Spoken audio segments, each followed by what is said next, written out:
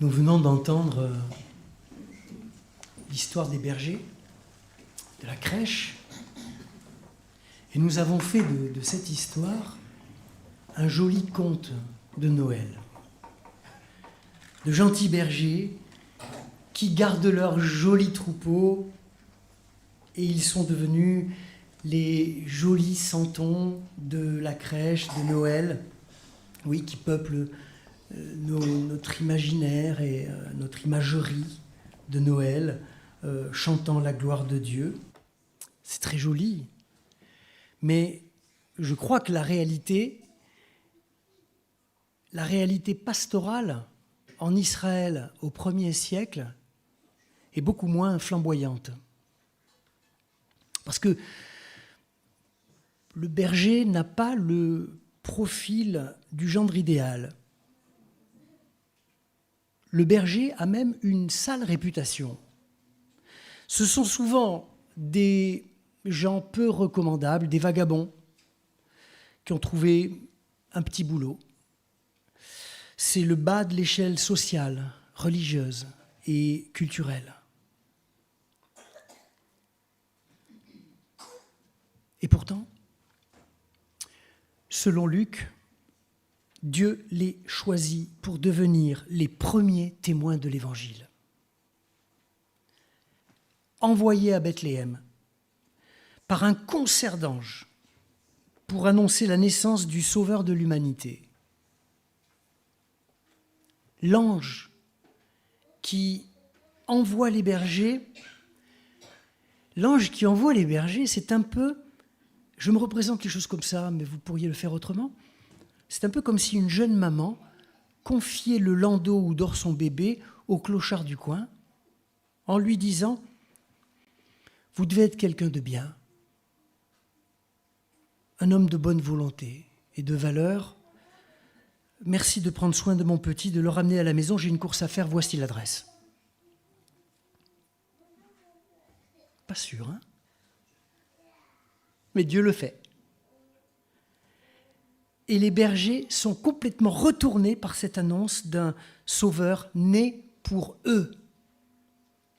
Mais ce qui rend les bergers encore plus fous de joie, c'est qu'un ange du ciel leur fasse confiance.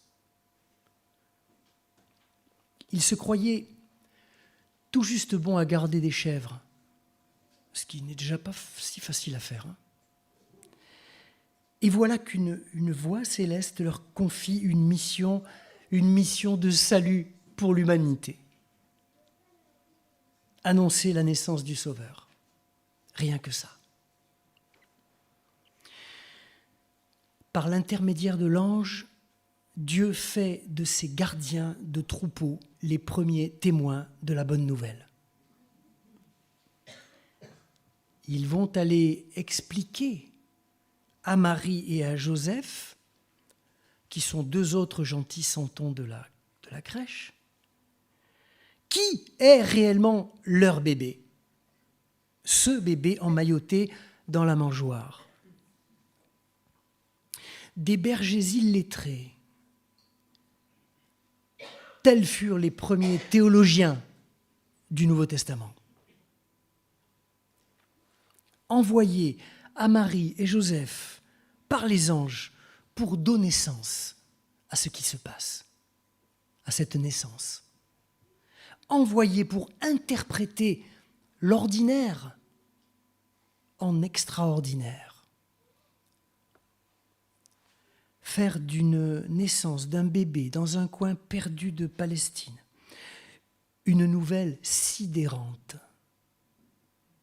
Ce bébé est le Sauveur, le Christ, le Seigneur. Tels sont les 3 mots que l'ange donne au berger.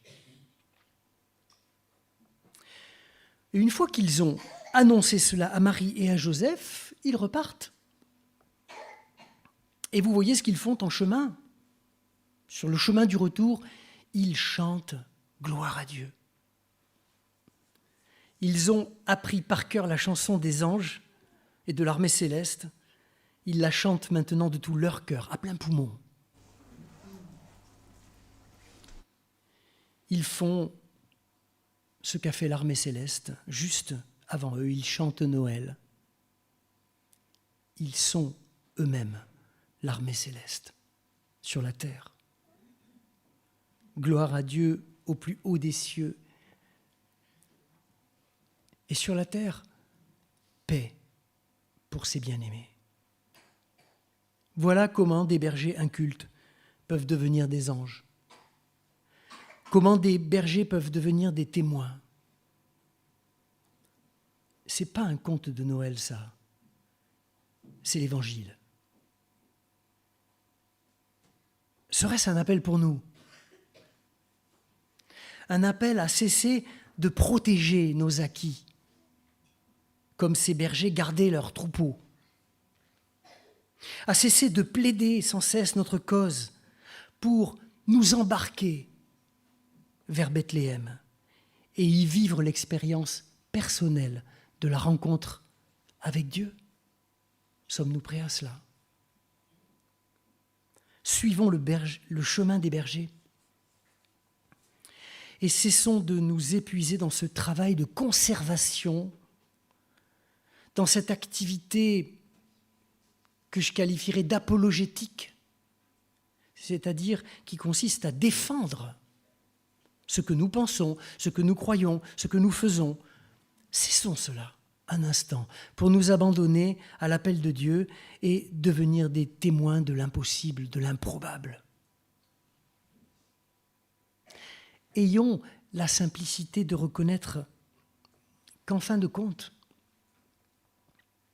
nous sommes de simples gens, un peu perdus sur cette terre, plongés dans la nuit et le froid,